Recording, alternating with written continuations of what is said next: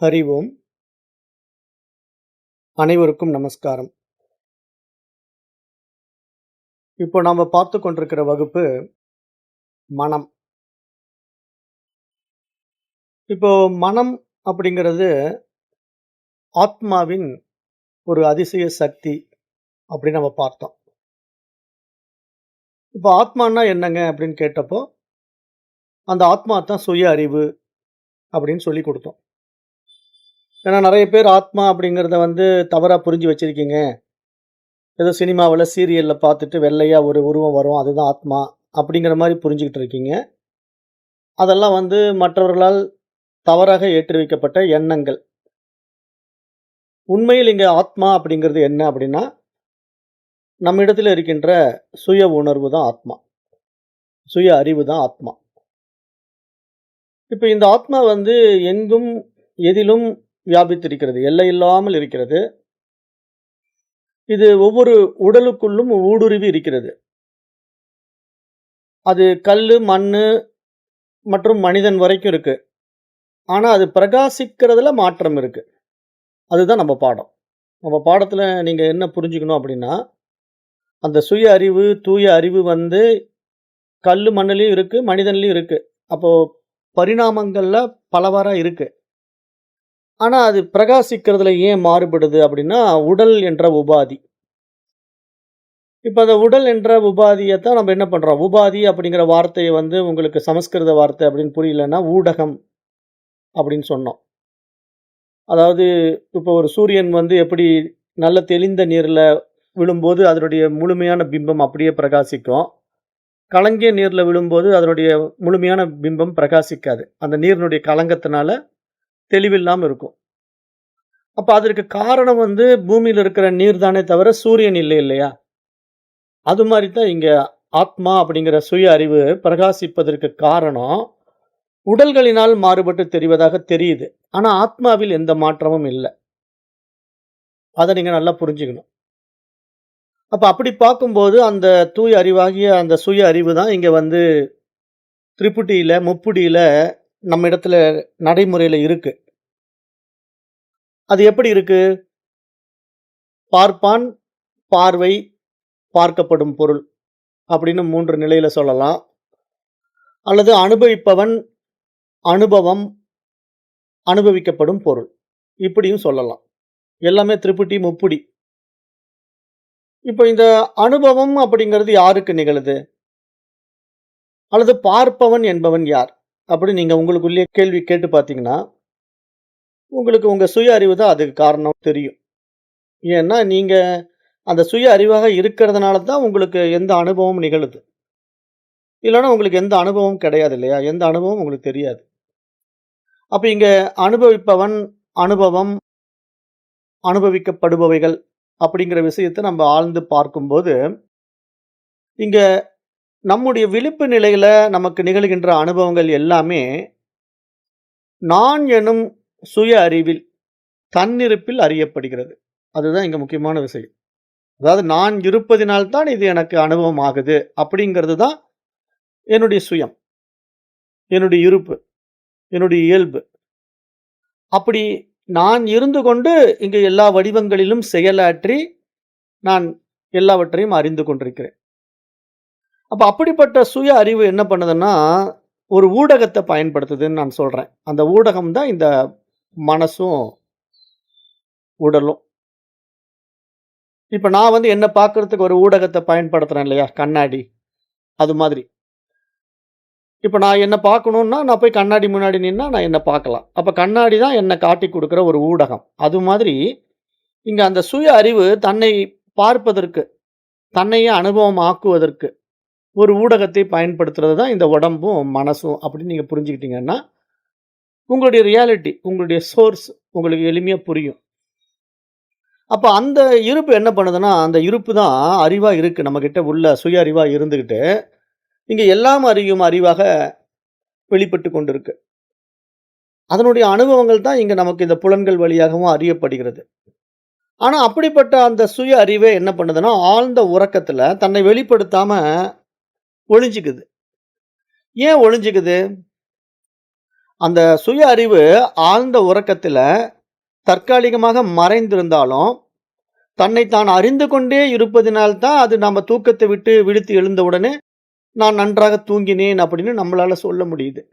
ஏன்னா நாம வந்து இந்த பாடி மைண்டுங்கிற ஊடகம் வந்து அத அனுபவமாக்குறதுனால தான், நான் நல்லா தூங்குனேங்க, நல்ல நிம்மதியான தூக்கங்க, நல்லா தூங்கி எழுந்தேன் அப்படின்னு சொல்றோம் அப்படின்னா, அப்ப அத தூக்கத்தை ஒருத்தன் அறிஞ்சுக்கிட்டே இருக்கான் இல்லையா? அதுதான் ஆத்மா. அதுதான் அறிவு. அதே மாதிரி இப்ப நம்ம கனவு காண்றோம். தூங்கும்போது கனவு காண்றோம். அந்த கனவுல வரக்கூடிய சம்பவங்கள் எல்லாம் நமக்கு நினைவுல வருது. எப்படின்னு இந்த விழிப்பு நிலையில. அப்ப எப்படிங்க அந்த கனவு காணும்போது நானே தூங்கிட்டேனே, எனக்கு என்ன நடந்ததுன்னு தெரியாதே. ஆனா அந்த கனவெல்லாம் நான் அப்படியே கதை மாரி எழுந்து சொல்றேனே, அப்ப எப்படி சாத்தியமாச்சு? அந்த அறிவு உள்ள இருந்து அது பார்த்துக்கிட்டே இருக்கு அந்த கனவ. அந்த கனவு காட்சிகள அந்த அறிவு பார்த்துக்கிட்டே இருக்கிறதுனால தான், அதே சுய அறிவு என்ன பண்ணுதுன்னா, நனவுல வந்து இந்த கனவு எனக்கு இப்படி அனுபவமாச்சு அப்படின்ட்டு மற்றவர்களோட பகிர்ந்துக்குது. அப்ப இங்க அந்த அறிவு இன்றி இந்த உலகமே கிடையாது. இங்க எந்த வடிவங்களும் கிடையாது அப்படிங்கிறத நீங்க நல்லா புரிஞ்சுக்கணும். உங்களிடத்துல இருக்கிற சுய அறிவு தான் இந்த உலகத்தையே உண்டு பண்ணியிருக்கு அப்படின்னு சொன்னா, நெறைய பேரால ஏத்துக்கவே முடிய மாட்டேங்குது. அது எப்படிங்க என்னுடைய அறிவுலால உலகம் உண்டாயிருக்கா? அப்ப நான் இல்லன்னா இந்த உலகம் இருக்காதான்னா, இருக்காதுன்னு தான் நாங்க சொல்றோம். அது ஏத்துக்கிறதுக்கு தான் உங்களுக்கு பக்குவம் தேவைப்படுதுன்னு சொல்றோம். ஏன்னா, இங்க அறிவின்றி உலகம் ஏது அப்படின்னு சாஸ்திரம் கேட்குது. இங்கு அத்தனை வடிவங்களும் அந்த தூய அறிவாகிய சுய அறிவினால் தான் வெளிப்பட்டிருக்கிறது அப்படின்னு வெளிப்படையா சொல்லுது. அப்ப இங்கு இவ்வாறு அனைத்தையும் பார்ப்பவன் எவனோ, படைப்பவன் எவனோ, அனுபவிப்பவன் எவனோ, அழிப்பவன் எவனோ, எல்லாம் ஒருவனே தான். அவனே நான் என்கின்ற சுய உணர்வு, சுய அறிவு. அத நீங்க நல்லா உள்ள வாங்கிக்கணும். ஏன்னா, இங்க வந்து நான் அப்படின்னு நம்மகிட்ட இருக்கிறது ஒரு விஷயம் பிரகாசிச்சுட்டு இருக்கு. நான் இருக்கிறேன் அப்படிங்கிற ஒரு தன்னுணர்வு நம்ம இடத்துல எப்பொழுதும் இருந்து கொண்டே இருக்கு. அந்த தன்னுணர்வு, தன்முனைப்பு அப்படின்னு நம்ம சொல்றோம் இல்லையா? தமிழ் வார்த்தையில. அது வந்து நான் அப்படிங்கிற மனம் சார்ந்த ஈகோ கிடையாது. அது அறிவு சார்ந்த அனுபவம். ஆனா, அந்த அறிவு சார்ந்த அனுபவத்த அறிவு அடையாளப்படுத்துவத, இந்த மனம் வந்து தன்னை அடையாளப்படுத்திக்குது. நான் அப்படிங்கிற மாரி புரிஞ்சு வச்சுக்குது. அது என்ன காரணம் அப்படின்னா, அந்த அறிவின் வெளிப்பாடு அந்த மனதில பட்டு பிரகாசிக்கிறதுனால, அந்த மனதிற்கு அப்படி ஒரு தன்மை கிடைச்சிடுச்சு.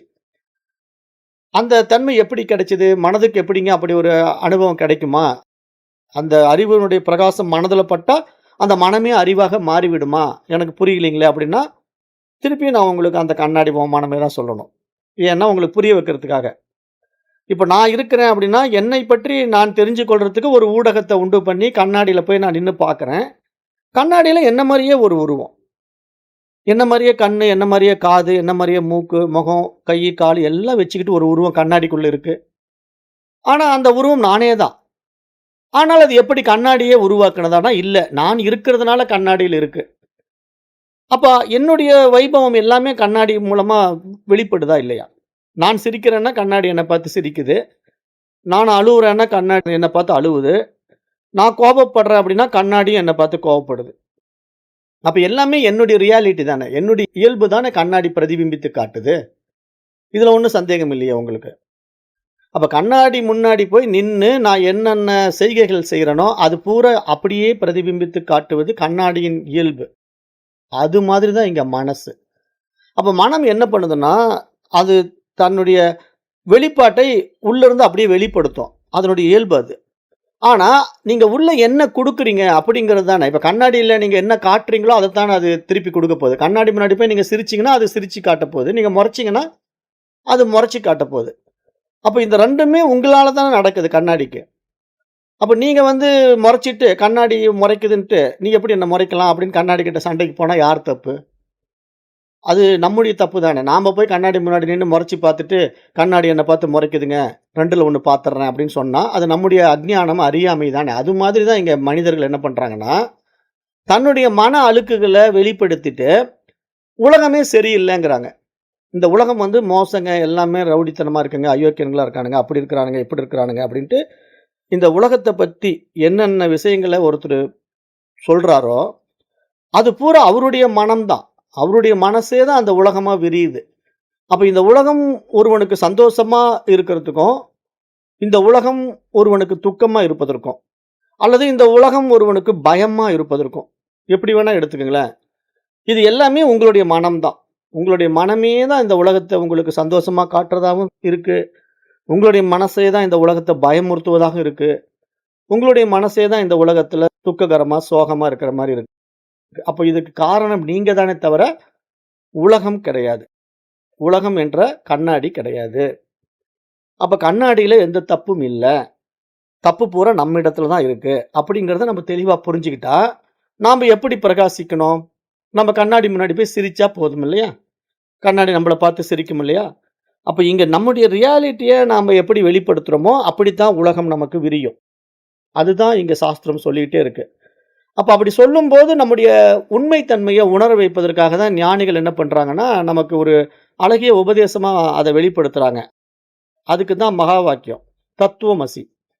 தத்துவமசின்னா, "நீ அதுவாகவே இருக்கின்றாய்" அப்படின்ட்டு அந்த மிக உயரிய உபதேசத்த நமக்கு வேதத்தின் மூலமா குடுக்குறாங்க. அப்ப நான் எதுவாக இருக்கிறேன் அப்படின்னு அவங்க கிட்ட கேட்டா, "நீ தான் அந்த தூய அறிவுப்பா. நீ அந்த சித்துப்பா" அப்படிங்கிறாங்க. "நீ தான் அந்த சித்து. அந்த தூய அறிவு நீ" அப்படின்னு சொல்றாங்க. அப்ப அந்த சித்து என்னும் தூய அறிவு வெளியில்தான், அந்த வெட்ட வெளியில்தான் இந்த பிரபஞ்சம் என்னும் அனுபவம் இருப்பு கொள்கின்றது. அப்ப இங்க பிரபஞ்சம் என்ற ஒரு விஷயம் வந்து, அந்த தூய அறிவினால் தான் இருக்க முடியுமே தவிர, அந்த அறிவு இல்லாவிட்டால் இங்கு பிரபஞ்சம் இல்ல. ஏன்னா, அது அறிவின் வெளிப்பாடு. அப்ப அப்படி இங்கு நடப்பவைகள் எல்லாமே அந்த வெட்ட வெளியில் தான் நடந்து கொண்டிருக்கின்றன. அப்ப அந்த வெட்ட வெளி என்பது என்ன அப்படின்னா, அது நம்முடைய உணர்வு வெளி. ரொம்ப முக்கியமான பாயிண்ட்டுக்கு வந்துட்டு இருக்கோம். இங்க வெட்ட வெளி அப்படிங்கிறது நீங்க எங்கேயோ வெளிய பார்க்கிற வெளி கிடையாது. அது உங்க உள்ள இருக்கின்ற உணர்வு வெளி. அந்த உணர்வு வெளி இங்க உங்களுக்கு வெளிப்பட்டு வெட்ட வெளியா தெரியுது. அப்ப அந்த வெட்ட வெளியா தெரிகிறதுனால இங்க உங்களுக்கு இந்த பிரம்மாண்ட உலகம் அந்த வெளியில படைக்கப்பட்டிருக்கு. அப்ப அந்த பிரம்மாண்ட உலகம் படைக்கப்பட்டதனுடைய பொருண்மை, அதாவது பொருள் இப்படி நீங்க விஷயங்கள்லாம் பார்க்குறீங்கல்ல, என்னென்ன வெளி விவகாரங்கள், இது பேனா, இது பென்சில் அப்படின்னு நீங்க என்னென்ன சொல்றீங்களோ, அது எல்லாமே உங்களுடைய அறிவில் ஏற்றி வைக்கப்பட்டிருக்கிறது. இல்லன்னா உங்களுக்கு எப்படி சொல்லத் தெரியும்? இப்ப ஒரு பேனாங்கிறத உங்களுக்கு எப்படி தெரிஞ்சுக்கிட்டீங்க? ஏற்கனவே உங்க அறிவில் அது ஏற்றி வைக்கப்பட்டதனால தான் இது பேனான்னு சொல்ல முடியும். இது பென்சில்னு சொல்ல முடியும். இல்லன்னா உங்களுக்கு உலகமே விரியாதே. இப்ப ஒரு கல்லுக்கு போய் உலகம் விரியுமா? ஒரு செடி கொடிக்கு போய் இந்த மாரி உலகம் விரியுமான்னா, இல்ல. அதனுடைய வாழ்க்கை முறையே வேற. அதனுடைய உலகமே வேற. இதுதான் நம்ம வந்து ஈரேழு 14 லோகங்கள் சொல்றோம். உலகம் என்பது ஒவ்வொரு ஜீவர்களுக்கும் மாறி மாறி இருப்பதற்கு காரணம் என்ன அப்படின்னா, அவையவைகளுடைய புலன் சார்ந்த, மனம் சார்ந்த வாழ்க்கை. அதுதான் உலகம். அப்ப 14 லோகங்கள் அப்படின்னா, கீழ ஒரு 7 லோகங்கள், மேல ஒரு 7 லோகங்கள் அப்படின்ற 14 லோகங்கள்ல, இப்ப கீழ்த்தரமான வாழ்க்கையை வாழுகின்ற ஜீவராசிகள் வந்து கீழ் உலகத்துல இருக்குது அப்படின்னா என்ன புரிஞ்சுக்கணும் நீங்க? அவைகளுக்கு புலனும் குறைவு, மன வளர்ச்சியும் குன்றி இருப்பதினால, அவைகளுடைய வாழ்க்கை வந்து ஒரு குறுகிய வட்டத்துக்குள்ள தான் இருக்குமே தவிர, வெளி விவகாரங்கள்ல அதுங்களுக்கு என்ன நடக்குது, எப்படி அனுபவம் ஆகுதுங்கிறதெல்லாம் புரிஞ்சுக்கவே முடியாது அதுங்களால. அதுக்கு தான் நாம்ப எளிமையா உங்களுக்கு புரிய வைக்கிறதுக்கு வந்து, நீங்க புழு, பூச்சி லெவலுக்கு போக வேண்டாம். மனிதனாகவே இருந்து கொண்டு நீங்க ஒரு கண் இல்லாம பொறந்து பாருங்களேன். உங்களுக்கு உலகம் வேற மாரி இருக்கும். மனிதனாகவே இருந்து கொண்டு நீங்க காது இல்லாம பொறந்து பாருங்களேன். உங்களுக்கு உலகம் வேற மாரி இருக்கும். அப்ப இங்க புலன் இல்லாத பொழுதும் மனிதனுடைய வாழ்க்கையில உலகம் மாறுபட்டு காணப்படுவதை நாம் அனுபவத்துல பார்க்கிறோம். நெறைய பேர அப்படித்தான் நம்ம பார்க்கிறோம். அதுதான் நம்ம சொல்லுவோம். கண் இல்லாம ஒருத்தன் பொறந்துட்டான். இப்ப நாம பார்க்கிற காட்சிகள அவன் பார்க்க முடியுமா? நாம சில ரம்மியமான காட்சிகள பார்க்கிறோம். நாம இங்கிருந்து கிளம்பி கொடைக்கானல் போறோம். அந்த கொடைக்கானல் மலைப்பிரதேசங்கள் அப்படியே பார்க்குறோம். எவ்வளோ ஒரு ரம்மியமா இருக்கு. பச்சை பசேல்னு இருக்கு. பசுமை சூழ்ந்த ஒரு அருமையான லொகேஷன்ங்க. ஆஹா! என்ன ஒரு அருமையான பள்ளத்தாக்கு. அப்படி இப்படி நாம வந்து மகிழ்ச்சியா பேசுறோம். ஆனா, கண் இல்லாதவன் உங்க கூட வந்திருக்கிறான்னு வச்சுக்கங்களேன், அவன் திரு திருன்னு முழிச்சுக்கிட்டு இருப்பான். என்னமோ பச்சையா இருக்குங்கிறாங்க, பள்ளத்தாக்குங்கிறாங்க. அது எப்படி இருக்குமோ தெரியலையே! அப்படின்னு அவன் வந்து அந்த அனுபவங்களுக்குள்ள போக முடியாததுனால, அவனுடைய உலகமே வேற. அவன் இப்படியெல்லாம் நெனச்சு கூட பார்க்க முடியாது. இந்த மாரி ஒரு வாழ்க்கை இருக்குங்கிறத அவன் நெனச்சு கூட பார்க்க முடியாது. இமயமலை போறோம். இமயமலையில அந்த பனி அப்படியே படர்ந்து இருக்கு. மலை பூரா படர்ந்து இருக்கு. அதனுடைய ஸ்னோ பார்த்தா அழகா வெள்ளை நிறமா அப்படி பார்ப்பதற்கு ரம்மியமா இருக்கு. அப்புறம் அதில நெறைய பேர் வந்து ஸ்கேட்டிங் பண்றாங்க. அப்ப எல்லாம் ஒரு ஜாய்ஃபுல்லான ஒரு என்ஜாய்மென்ட் பண்ணிக்கிட்டு இருக்கிற ஒரு லொகேஷன்ல, ஒரு சிச்சுவேஷன்ல கண் இல்லாதவன நெனச்சு பாருங்களேன். அவனுக்கு அந்த இமயமலை சாரல் வந்து இனிமையா இருக்குமா? அவனுக்கு ஒண்ணுமே புரியாது. என்னமோ சொல்றாங்க, வெள்ளையா இருக்குங்கிறாங்க. வெள்ளைன்னா எப்படி இருக்கும்? பச்சைன்னா எப்படி இருக்கும்? அப்படின்னு அவனுக்கு நிறங்கள் கூட தெரியாது. அப்படி ஒரு மனிதன் இருக்கிறான்னா, அவனுக்கு ஒரே ஒரு புலன் கண்கள் இல்லன்னா, அவனுடைய வாழ்க்கையே மாறி போயிடுது இல்லையா? அப்ப இங்க ஒண்ணு புரிஞ்சுக்கணும் நீங்க. இங்க உலகம் என்ற ஒரு அனுபவம் உங்களுடைய அறிவில் தான் பிரகாசித்துக் கொண்டிருக்கு. அப்ப உங்களுக்கு எப்படிப்பட்ட எண்ணங்கள் ஏற்றி வைக்கப்பட்டிருக்கோ, அப்படி இந்த உலகம் உங்க முன்னாடி விரிஞ்சிருக்கு. இப்ப நம்ம பேனாவ வந்து பேனான்னு உங்களுக்கு காட்டிக் கொடுக்கிறதுனால தான் நீங்க அது பேனான்னு சொல்ல முடியுது. அந்த பேனாவ நான் காட்டிக் கொடுக்கவே இல்ல. அப்படி ஒரு பொருளே இல்லன்னா, உங்களுக்கு பேனாங்கிறது உங்க அனுபவத்துக்கு வரவே இல்ல. அப்படித்தானே பார்க்கணும். ஏன்னா, இப்ப நாம நம்முடைய 5 புலன்களுக்கு உட்பட்ட அறிவத்தான் வச்சுக்கிட்டு இருக்கிறோம். 5 புலன்களுக்கு அப்பாற்பட்ட இந்த உலகத்துல எத்தனையோ விஷயங்கள் இருக்கலாம். அது உங்களுக்கு எப்படி இருக்கும்னு தெரியுமா? தெரியாது. உதாரணமா கூட நம்ம எடுத்துக்கலாம். இப்ப அமீபா அப்படின்னு ஒரு கிருமி இருக்கு. இப்ப அமீபா அப்படிங்கிற ஒரு கிருமிய நீங்க பார்த்திருக்கீங்களான்னு கேட்டா, எத்தன பேர் பார்த்திருக்கீங்க? பெரும்பாலானவங்க பார்த்திருக்க வாய்ப்பே இல்ல. ஏதாவது மருத்துவத் துறையில டாக்டருக்கு படிக்கிறவங்க வேணா, மைக்ரோஸ்கோப் வழியா அந்த அமீபா எப்படி இருக்கும் அப்படின்னு பார்ப்பாங்க. அப்ப அந்த அமீபா பார்த்தீங்கன்னா, ஒரு கோணல், மானல்லாம் கண்ணுக்கு தெரியாத ஒரு ஜெல் மாரி, அந்த கண்ணாடி பிளேட்ல அப்படியே ஓடிக்கிட்டு இருக்கிறத பார்க்கலாம். ஆனா, அது அவங்களுக்கு அந்த ஒரு கண்ணாடி கிளாஸ்ல அப்படி ஒரு உருவம் நகர்றத, அது ஒரு கோணல், மானலா ஒரு ஜெல் மாரி இருக்கிறது தான் அமீபாவா? அப்படிங்கிறத அவங்க தீர்மானம் பண்றத, அவங்க ஒரு பெயர் குடுக்கிறத வச்சுக்கிட்டு, ஓ! அமீபான்னா இப்படிதான் இருக்கும்னு அவங்க ஒரு மைண்ட் செட்டுக்கு வராங்க இல்லையா? ஆனா, நமக்கு அந்த மைண்ட் செட் கூட இல்ல பாருங்க. அமீபான்னா எப்படி இருக்குங்கிறத நம்ம பார்த்ததே இல்ல. நம்ம புலனறிவுக்கு அது எட்டவே இல்ல. ஏன்னா, நம்முடைய கண் பார்வையில அப்படி ஒரு பொருள் இருக்கிறது தெரியவே இல்ல. அப்ப இப்படித்தான் ஒருத்தருடைய உலகம், இன்னொருத்தருடைய உலகம் மாறுபட்டு புலன்கள் அடிப்படையிலயும், மனதின் அடிப்படையிலயும் காணப்படுகிறது. அப்படிங்கிறத இங்க நல்லா நீங்க உள்வாங்கும்போது தான், இங்க உங்களுக்கு நடக்கின்ற அத்தனை அனுபவங்களும் உங்களுடைய சுய அறிவில் நிகழ்கிறது என்று உங்களுக்கு புரியும். ஏன்னா, உங்களுடைய சுய அறிவில் தான் இந்த உலகம் இருக்கிறது. அப்ப இங்கு தான் அந்த அறிதல் அல்லது தன்னை உணர்தல் நிகழ்கிறது அப்படிங்கிற ஆழமான உண்மைய நீங்க இங்க புரிஞ்சுக்கணும். அதாவது எல்லாம் அறியும் அறிவு தான் இங்கு பிரக்ஞை அல்லது தன்னுணர்வு எனப்படுகிறது என்று இங்க புரிஞ்சுக்கணும்.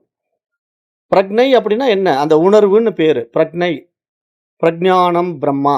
வேதம் சொல்லுது இல்லையா? மகா வாக்கியம். வேதத்தினுடைய மகா வாக்கியம் என்ன? பிரஜ்ஞானம் பிரம்மா. பிரக்ஞையே அந்த உணர்வே இறைவன் அப்படின்னு சொல்லிடுது. அப்ப அந்த உணர்வு தான் இங்க தன்னை உணருது. தன்னை யார் என்று உணருது.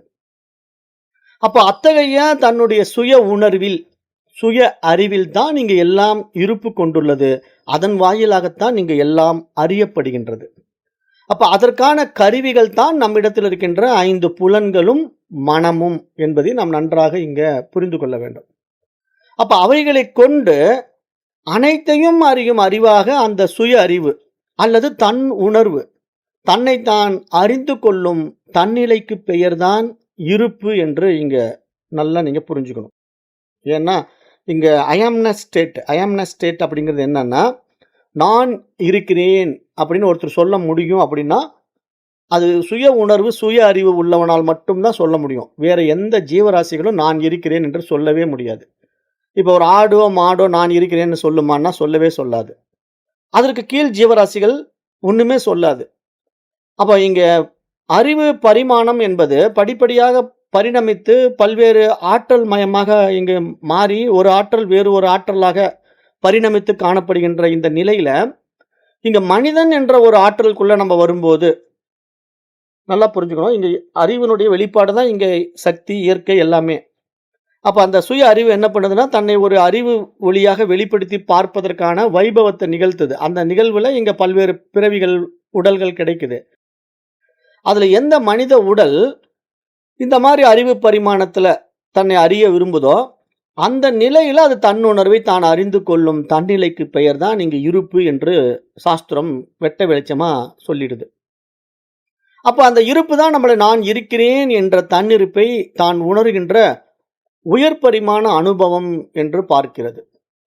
அப்ப இங்க அந்த விஷயத்தை அறிவது மட்டுமே சத்தாகிய இருப்பின் இறுதி நோக்கம் என்றும் நம்ம பார்க்கிறோம்.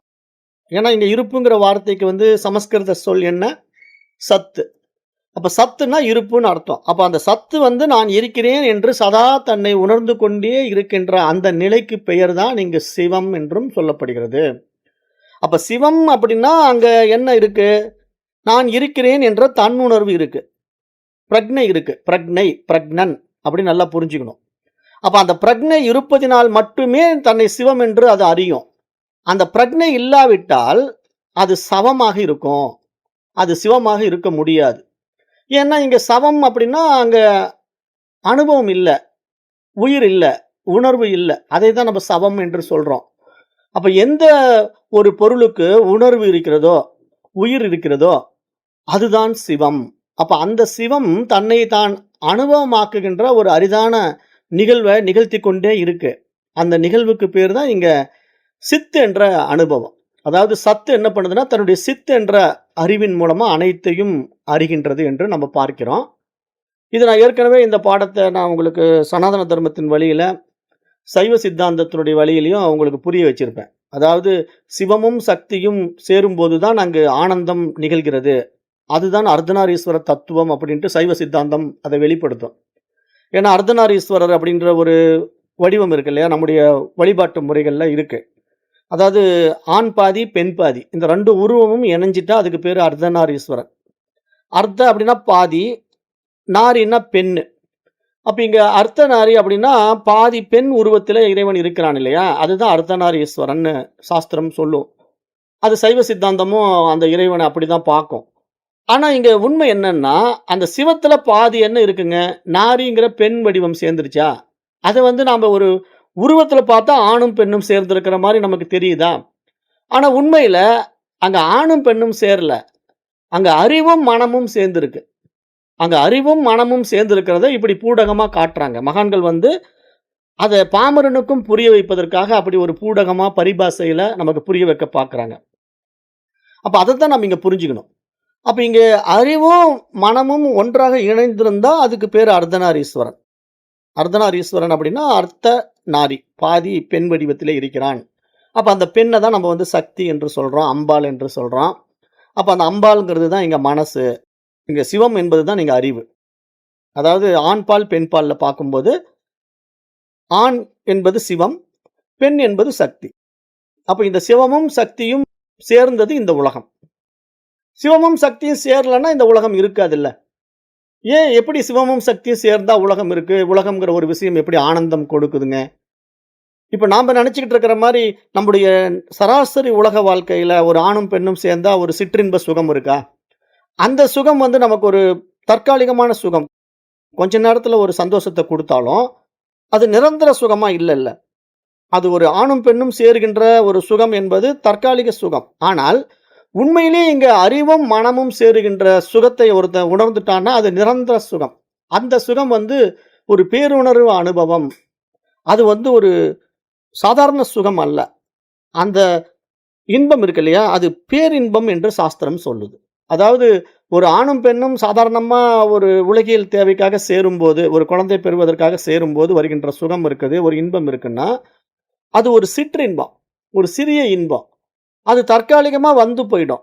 ஆனா பேரின்பம் என்பது, இங்கு சிவமும், சக்தியும் சேர்வதுங்கிறது எந்த அடிப்படையில சொல்லுது சாஸ்திரம் அப்படின்னா, இங்கு மனமும், அறிவும் ஒன்றாக சேரும்போது, ஒன்றாக கலக்கும்போது உருவாகின்ற அந்த உண்மை நிலைதான் இங்கு பேரின்பம், பேருணர்வு என்று சாஸ்திரம் பேசுதுங்க.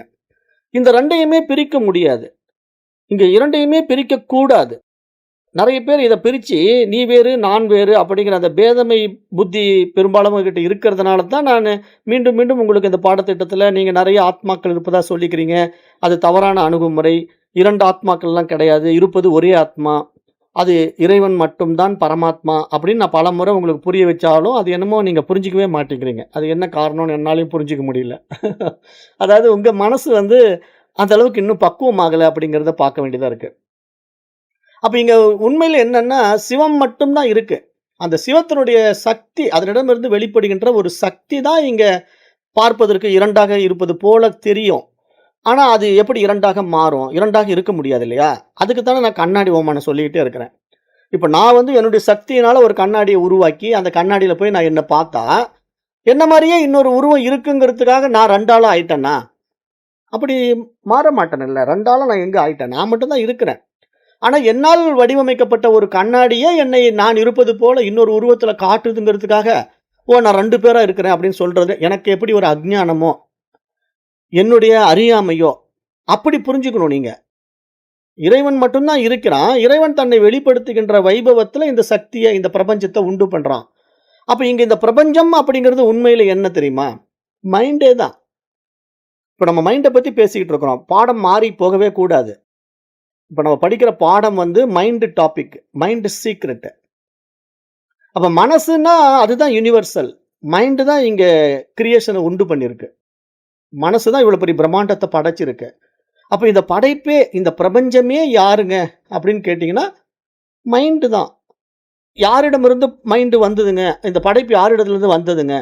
அறிவினிடத்திலிருந்து வந்தது. சிவத்தினிடமிருந்து வந்தது. அப்ப சிவமும் சக்தியும் சேர்ந்தது உலகம் என்பது போல, இங்கு அறிவும் மனமும் சேர்ந்தால் உலகம் தெரியும். ஆனால் அறிவு தனித்து நின்றால் உலகம் தெரியாது. மனம் தனித்து நிற்கவும் முடியாது. மனம் தனித்து நிற்கவே முடியாது. அறிவு இல்லைன்னா மனசு இல்ல. ஏன் மனசு இல்ல? அறிவு இருந்தா மட்டும்தான் மனம் தன்னை யார் என்னங்கிறது வெளிப்படுத்தி பார்க்க முடியும். ஏன்னா அதனுடைய அதிஷ்டானத்தில் தான் இங்க வந்து மனம் இயங்கவே முடியும். அறிவின் அதிஷ்டானத்துல. இல்லன்னா இயங்கவே முடியாது. ஆகவே இந்த இரண்டையுமே பிரிக்கக் கூடாது. இந்த இரண்டும் ஒன்றே என்று கூறுவது தான் இங்க அத்வைதம். இப்ப நீங்க அத்வைத வேதாந்தம் படிக்க வந்திருக்கீங்க அப்படின்னா, நீங்க இங்க வந்து ஒன்னஸ்க்குள்ள வந்துடணும். 2 சோல்ஸ்லாம் சொல்லக்கூடாது. 2 சோல்ஸ்ன்னு போட்டு வச்சிருக்கீங்க. அது மிகப்பெரிய ஒரு ராங் கான்செப்ட். புரியலன்னு அர்த்தம் பாடம் உங்களுக்கு. அதாவது ஒன்லி ஒன்னஸ், ஒரே ஒரு விஷயம் மட்டும் இருக்கு. இறைவன் மட்டும் இருக்கிறான். அவன் தன்னை வெளிப்படுத்துகின்ற வைபவத்த இப்படி பலவாறாக காட்டுறான். அதாவது இப்ப நான் போய் ஒரு ஊடகத்த உருவாக்குறேன், கண்ணாடிய உருவாக்குறேன். அது என்னுடைய ஆற்றலினால் தானே படைக்கப்பட்டிருக்கு. என்கிட்ட ஒரு சக்தி இருக்கு. கண்ணாடிய உருவாக்குகின்ற சக்தி இருக்கு. நான் கண்ணாடிய உருவாக்குனேன். அந்த உருவாக்குன கண்ணாடிய நான் 1 தான் உருவாக்கணுமா? 1000 கண்ணாடி கூட என்னால உருவாக்க முடியும். ஏன்னா என்னுடைய சக்தி அப்படிப்பட்டது. அப்ப நான் என்ன பண்றேன்? இப்படி ஒரு கண்ணாடி, அப்படி ஒரு கண்ணாடின்னு விதவிதமான கண்ணாடிய உருவாக்குறேன். அந்த கண்ணாடி பூரா முன்னாடி அடுக்கி வச்சுட்டு நான் போய் நிக்கிறேன். நான் போய் நின்னா, நான் ஒரு 30 கண்ணாடி அங்க அடுக்கி வச்சிருக்கிறேன்னா, என்னுடைய உருவம் 30ஆ தெரியும். அப்ப 30 உருவங்கள் என் முன்னாடி தெரியுதுன்னா, 30 உருவங்களையும் நான் 30 விதமா இருப்பேன். எப்படின்னா, கண்ணாடியின் தன்மை பொறுத்து. ஒரு கண்ணாடி இழிச்சுக்கிட்டு இருக்கிற மாரி இருந்ததுன்னா, என்னுடைய முகம் இழிச்சுக்கிட்டு இருக்கும். ஒரு கண்ணாடியில சரியா பாதரசம் தடவப்படலைன்னா, நான் வந்து ஒரு குள்ளமா தெரிவேன். இன்னொரு கண்ணாடியில வேற மாரி பாதரசம் தடவப்பட்டிருந்தா, நான் ரொம்ப ஹைட்டா இருப்பேன். நீண்டுகிட்டு போகும் என் முகம். அப்புறம் இன்னொரு முகம் குண்டா இருக்கும். இன்னொரு முகம் ஒல்லியா இருக்கும். அப்ப எப்படிங்க இந்த மாரி கண்ணாடியில வந்து மாறுபட்டு முகம் இழிச்சுக்கிட்டு இருக்குது, குண்டா இருக்குது, ஒல்லியா இருக்குது, நீளமா இருக்கு, கம்மியா இருக்கு. அப்ப இவ்வளவு விதவிதமா என்னுடைய உருவங்கள் மாறி மாறி காணப்படுகிறது மட்டும் இல்ல, 30 உருவங்கள் காணப்படுதுங்க. ஆனா உண்மையில நான் ஒருத்தன் தானுங்க இந்த பக்கம் இருக்கிறேன். அப்ப நான் ஒருத்தன் இந்த பக்கம் இருக்கிறேன். அந்த பக்கம் 30 கண்ணாடிகள் இருக்கிறதுனால 30 உருவத்துல நான் விதவிதமா தெரியிறேங்கிறதுக்காக நான் 30 விதமா மாறிட்டேன்னு ஆயிடுமா? அது கண்ணாடிகள் இருக்கின்ற பிரச்சனை. என்னிடத்துல எந்த பிரச்சனையும் இல்ல. நான் நல்லா தான் இருக்கிறேன். என் முகம் இழிச்சுக்கிட்டும் போல. நான் குட்டையாவும் இல்ல, நெட்டையாவும் இல்ல. நான் குண்டாவும் இல்ல, ஒல்லியாவும் இல்ல. நான் இயல்பா இருக்கிறேன். ஆனா என்னை விதவிதமா காட்டுவது கண்ணாடியினுடைய குறைபாடு தானே தவிர, என்னிடத்தில் எந்த குறைபாடும் இல்லை. இது உங்களுக்கு புரியுது இல்லையா? இதே மாரி தான் பிரம்மம் என்ற ஆத்மா, அந்த தூய அறிவினிடத்துல எந்த குறைபாடும் இல்ல. அது தன்னில் தானாய், தன்மயமாய், தனித்துவமாய், தன்னுணர்வாய் இருந்து கொண்டே இருக்கு. ஆனா, அது பட்டு பிரகாசிக்கின்ற உடல்களில், உபாதிகளில் குறைபாடுகள் இருக்கு. ஒருத்தருக்கு புரியுது, ஒருத்தருக்கு புரியல. மனிதன்லயே பலர் பலவிதமா இருக்கிறான். மனிதனுக்கு கீழ மிருகங்கள் இன்னும் கீழ்நிலை. அப்புறம் பறவைகள், புழு, பூச்சிகள் சொல்ல வேண்டியதே இல்ல. அப்ப இந்த மாரி பல்வேறு உடல்கள், பல கண்ணாடிகள். அப்படி புரிஞ்சுக்கணும். பல்வேறு உடல்கள், பல கண்ணாடிகள், பலவிதமான மனோபாவங்கள். அப்ப இந்த மனோபாவங்களை பொறுத்து மனிதன் மாறுபட்டு இருப்பது போலவே, இங்கு எல்லாம் மாறுபட்டு காணப்படுவதாக தெரிகிறது. அப்ப அந்த குறைபாடுகள் எல்லாம் அந்த படைக்கப்பட்ட அந்த ஜீவர்களிடத்தில் தான் இருக்கிறதே தவிர, படைப்புக்கு ஆதாரமான அறிவினிடத்திலே எந்த குறைபாடும் இல்லை அப்படிங்கிறது தான் இங்க அத்வைத சித்தாந்தம். இங்க அத்வைதம் அதை தான் சொல்லுது. இருப்பது இறைவன் மட்டும்தான். பரமன் மட்டும்தான். அவருக்கு பேரு பரமாத்மா. அப்ப அந்த பரமாத்மா, அந்த பிரம்மம் ஒன்று மட்டுமே இருக்கிறது என்பதை சொல்லுவதுதான் அத்வைதம். அத்வைதமே அதை தான் பேசுது. அப்ப இங்க வந்து நம்ம இந்த உலகில இதை நல்லா உள்ள வாங்கிட்டா மட்டும்தான் இறைவன் அந்த பேருணர்வாளன், அந்த பரமாத்மா எப்படி இருக்கிறார் அப்படின்னா, சத்து என்ற தன்னிருப்பில் தன்மயமாய் எப்பொழுதும் இருந்து கொண்டே இருக்கிறார். அவரிடத்துல எந்த அசைவும் இல்ல. ஆனா அவரிடத்திலிருந்து வெளிப்பட்ட சக்தியில தான் இத்தனை அசைவும் இருக்கு. அப்ப அந்த சக்தி தான் இங்க சித்தா பரிணமிச்சு, இங்க உலகமா விரிஞ்சி, இந்த உணர்வு வெளியாகிய வெட்ட வெளி என்கின்ற இந்த அறிவு ஒளியில எல்லாம் அறியும் அறிவாக பிரகாசித்துக் கொண்டிருக்கிறது என்ற ஒரு மிகப்பெரிய உண்மையை இங்க நம்முடைய சனாதன தர்மத்துல நம்முடைய சான்றோர்கள் இப்படிப்பட்ட ஒரு உயரிய உண்மையை உபதேசிக்கிறாங்க. அப்ப இங்க வெட்ட வெளியாகிய அந்த சித்து தான் இங்க தன்னை சத்து என்று உணர்கின்ற ஒரு நிலைக்கு பேர் தான் சித்தம் சிவமயமாதல் என்று பொருள்.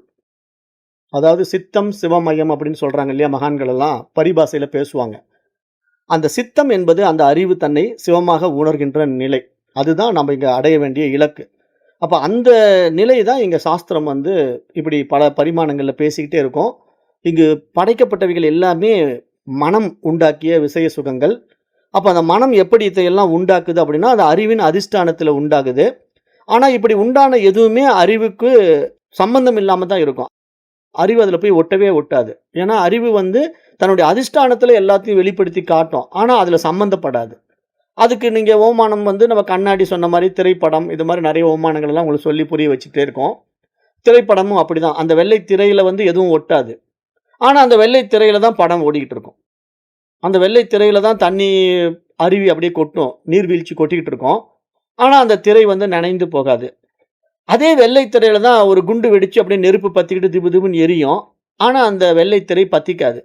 அப்ப என்னங்க வெள்ளை திரையில வந்து இவ்வளவு சம்பவங்கள் நடந்துட்டு இருக்கு. அதனால அந்த வெள்ளை திரை பாதிப்பதில்லையே அப்படின்னா, அந்த பாதிப்படையாம அது அசைவற்று இருக்கிறது தான் அந்த வெள்ளை திரையினுடைய நிலை, இயல்பு. அது மாதிரி இறைவன் சிவம் எப்படி இருக்கிறார்னா, எதிலும் சம்பந்தப்படாம தன்னில் தானாய் தன்மயமாய் அந்த வெள்ளை திரை, அந்த தூய்மையான வெள்ளை திரை போல அவர் இருக்காரு.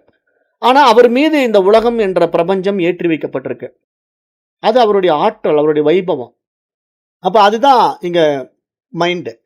அந்த மைண்ட் தான் இந்த யுனிவர்சல். அததான் நம்ம cosmic mind, cosmic intellect, universal mind அப்படின்னு பல பெயர்கள்ல அழைக்கிறோம். அப்ப அப்படிப்பட்ட இந்த மனம் என்பது ஒரு தனி மனித மனம் அல்ல அப்படிங்கிறத நம்ம கடந்த வகுப்புல உங்களுக்கு புரிய வச்சோம். ஏன்னா நீங்க இந்த பாடத்திட்டத்துல தொடர்ந்து பயணம் பண்ணும்போது நீங்க உங்கள தனித்துவ அபிமானம் படுத்திக்க கூடாது. இங்கு எல்லாமே அந்த ஒரே அறிவாகிய இறைவனுடைய வெளிப்பாட்டுல, அந்த ஈஸ்வர சித்தத்துல, அதாவது ஒரே சித்தம் இருக்கு இல்லையா? அது வந்து பிரபஞ்ச மனம், யுனிவர்சல் மைண்ட்ன்னு சொல்லக்கூடிய அந்த சித்தத்துல பல்வேறு எண்ணங்கள் எப்படி வெளிப்படுதோ, அது மாரி இங்க பல்வேறு உடல்களும், இந்த அனுபவங்களும் நிகழ்கிறது. அப்ப இந்த நிகழ்வ எந்த ஒரு தனி மனிதன் தனக்குள்ள நிகழ்த்தி பார்க்கிறானோ, அவனுக்கு எல்லாம் அறியும் அறிவு என்னன்னு புரிஞ்சிடும். அவன் மட்டும் தான் இந்த உலகத்துல தன்னை அறிந்து தன்மயமானவனா மாற முடியும். மற்றவர்களால் இது மாறவே முடியாது. ஏன்னா, இது ஒரு பெரிய ஒரு ப்ராசஸ். அப்ப இந்த ப்ராசஸ்ல தான் நம்ம இப்ப மைண்ட வந்து அப்டேட் பண்ற விஷயங்கள உங்களுக்கு இப்படி ஆழமா புரிய வச்சுக்கிட்டே வரோம். எப்படி மைண்ட் வந்து அப்டேட் ஆகணும்? எங்கெல்லாம் மனசு சிக்கிட்டு இருக்கு? மற்றவர்களால் ஏற்றி வைக்கப்பட்ட விசய சுகங்கள்ல போய் எங்க லாக் ஆயிருக்கு? அப்ப இதெல்லாம் நமக்கு நம்முடைய புரிதலற்ற தன்மையினால இப்படி தவறாக புரிந்து வைத்துக் கொண்டிருக்கிறோம்.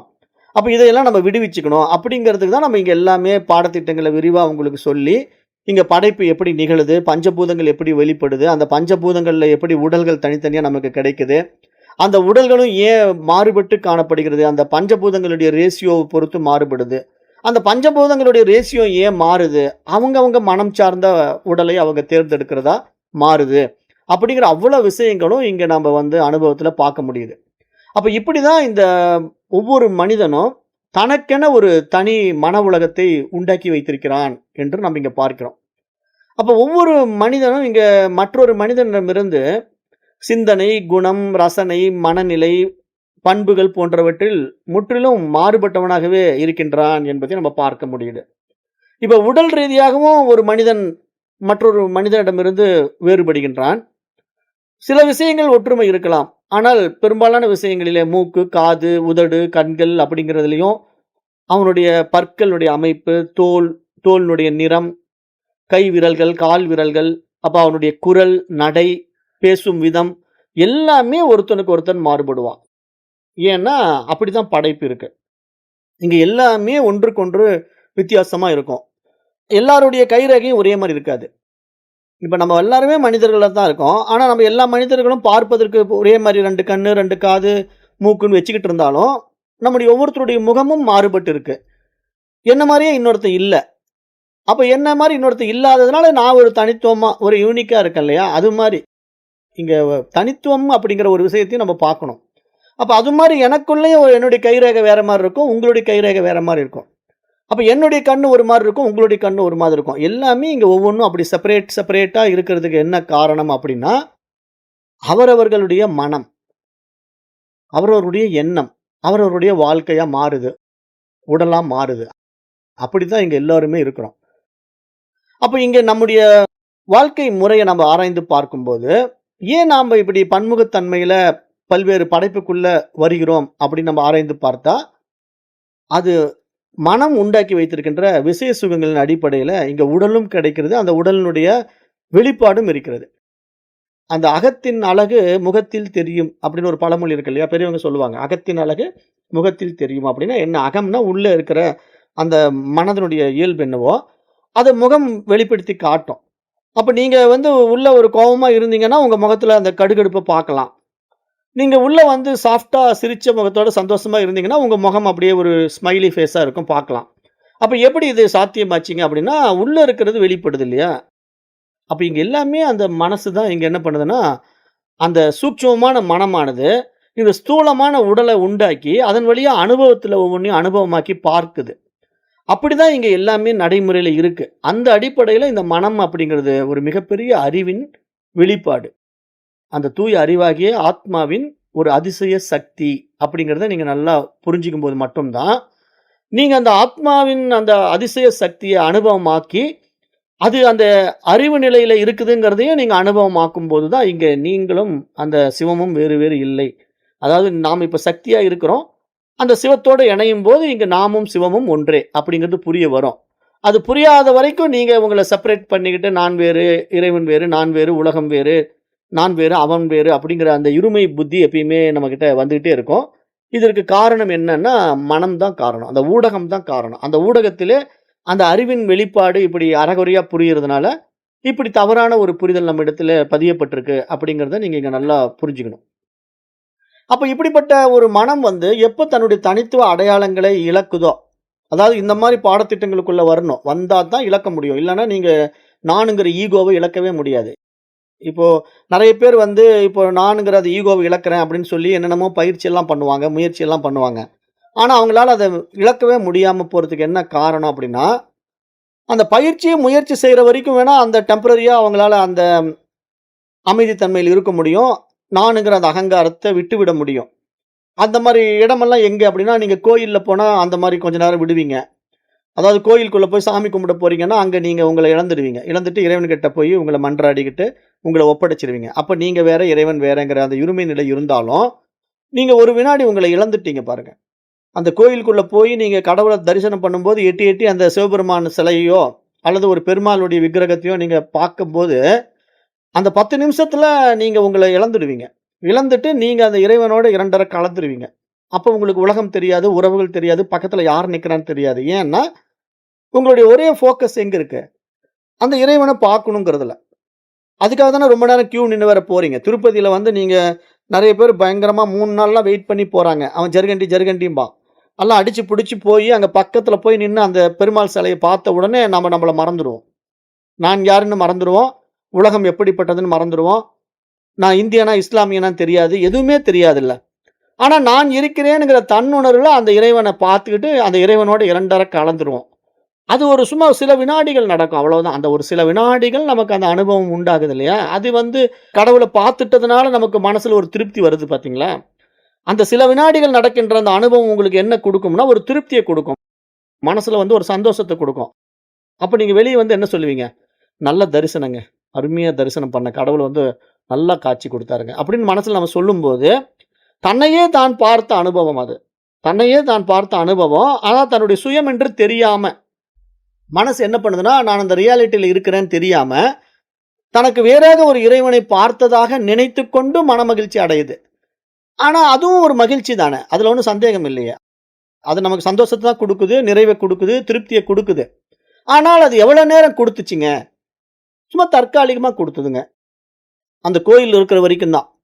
அப்புறம் நம்ம அந்த கோயில விட்டு ஊருக்குள்ள வந்துட்டோம், விவகாரத்துக்குள்ள ஈடுபட்டுட்டோம் அப்படின்னா முடிஞ்சுது. திருப்பி நம்ம நார்மலா ஆயிடுறோம். திருப்பி விவகாரங்களுக்குள்ள போயிடுறோம். சுக துக்கங்கள்ல மாட்டிக்கிறோம். அப்ப இங்க இருந்து நம்ம வெளிய வரணும்னா, என்ன புரிதல் நமக்கு வேணும்? நம்ம சொல்ற பாடம் நல்லா உள்ள வாங்கணும். என்ன புரிதல் வேணும்னா, மனம் தற்காலிகமாக தன்னுடைய சோர்ஸுக்கு திரும்புனா, அங்க ஒரு அமைதி, ஆனந்தம், திருப்தி அடையுது. ஆனா, அது எப்பொழுதுமே தன்னுடைய சோர்ஸுக்குள்ள இருக்க முடியுமான்னா, இருக்க முடியும். ஆனா, அது மனதுக்கு புரிதல் வரும்போது தானே! அதுக்கான பக்குவம் மனம் அடையும்போது தானே! அப்ப அந்த பக்குவத்தை நாம் எப்படி அடைவது? அதற்கு நமக்கு எது தடையாக இருக்கிறது? அப்படின்னு பார்த்தீங்கன்னா, அதே மனம் தான் தடையாக இருக்கிறது. ஏனென்றால், மனம் எப்பொழுதும் மாறிக்கொண்டே இருப்பது. ஒரு நிமிடம் சும்மா இருக்காது மனசு. மனசுங்கிறது சதா மாறிக்கொண்டே இருக்கிறது. ஏன் மாறிக்கொண்டே இருக்கிறதுங்க? மனம் என்பது ஆத்மாவின் அதிசய சக்தி இல்லையா? அது ஒரு ஆற்றல் வேறு ஒரு ஆற்றலாக மாறிக்கொண்டே தான் இருக்கும். எப்பயுமே ஒரு ஸ்டேபிளா இருக்கவே முடியாது. இருக்கவே முடியாதது தான் அந்த சக்தி. அப்ப சக்தினாலே அது சலனமடைந்து கொண்டே இருக்கும், மாறிக்கொண்டே இருக்கும், மாற்றத்துக்கு உட்பட்டு கொண்டே இருக்கும். அந்த மாற்றம் எப்படி? ஒரு பரிமாணத்திலிருந்து வேறு ஒரு பரிமாணத்தை நோக்கும். ஒரு முகம் பார்த்தீங்கன்னா சந்தோஷமா இருக்கும். இன்னொரு பக்கம் பார்த்தீங்கன்னா கோவமா இருக்கும். இன்னொரு பக்கம் பார்த்தீங்கன்னா சோகமா இருக்கும். அப்ப எப்படிங்க மாறி மாறி நடக்குது? அப்ப ஒரு ஆற்றல் வேறு ஒரு ஆற்றலாக மாறிக்கொண்டே இருப்போம். அப்ப மாற்றம் ஒன்றே மாறாதது. அப்படி புரிஞ்சுக்கிட்டீங்க அப்படின்னா, அப்ப இங்க மாற்றம் நிகழ்ந்து கொண்டிருக்கிற இந்த மனம் கடந்த ஒரு நிலை இருக்கு இல்லையா? அத அடையும்போது தானே நம்ம மாறாத அந்த தன்மைக்குள்ள போக முடியும். நம்ம மாறிக்கொண்டே இருக்கிற சலனமடைகின்ற மனதிலேயே இருந்துட்டு இருந்தா, எப்படி நாம அந்த அறிவா பிரகாசிக்க முடியும்? இதுதான் இங்க மகான்கள் நமக்கு ஒரு கேள்வி எழுப்புறாங்க. என்ன கேள்வி எழுப்புறாங்கன்னா, இப்ப இந்த ஆற்றலாக வெளிப்பட்ட இந்த மனசு இருக்கு இல்லையா? ஆத்மாவினுடைய அதிசய சக்தியாக இருக்கிற இந்த மனசு இருக்கு. இந்த மனசு மாறிக்கொண்டே இருக்கும். இது ஒரு ஆற்றல் மயமப்பா. இது ஒரு ஆற்றலிலிருந்து வேறு ஒரு ஆற்றலாக மாறிக்கொண்டே இருக்குமப்பா. ஆனால் நீ மனமா, அறிவா? அது நீ எப்படி புரிந்து கொள்ள முடியும்? மனிதனாக விசாரித்து பார்த்து விவேகத்தினால விழித்துக் கொள்ளும்போது மட்டும் தானே புரிந்து கொள்ள முடியும். வேற எந்த ஜீவராசிக்கும் இது தெரியாது. அப்ப மனிதன் ஒருத்தனுக்கு தானே இந்த வாய்ப்பு கொடுக்கப்பட்டிருக்கு. அப்ப மனிதன் ஒருவன் தான் தன்னை யார் என்று விசாரித்து பார்த்து விவேகத்தினால விழித்துக் கொள்ளும்போது, ஓ! இங்க இருப்பது சத்து மட்டும் தான். அந்த இருப்பு மட்டும் தான். அது தன்னுடைய இருப்பை வெளிப்படுத்துவதற்காக விளைவித்த இந்த விவகாரம் தான் இந்த சக்தி மயமா மாறி, இந்த உலகமா விரிஞ்சு, இங்க இவ்வளவு விவகாரங்கள் நடந்துகிட்டு இருக்கு. ஆனா, இதெல்லாம் அந்த ஆற்றல் மயம் வேறொரு ஆற்றலாக பரிணமித்துக் கொண்டிருக்கின்ற நிகழ்வு நடப்பதுனால, நான் இதுல சம்பந்தப்படாம பார்த்துக்கிட்டு இருக்கிறேன். அப்ப சிவம் இதுல சம்பந்தப்படுவதே கிடையாது. சக்தி மட்டும் தான் இங்க இந்த மாரி இயக்கங்கள செய்து கொண்டிருக்கிறா.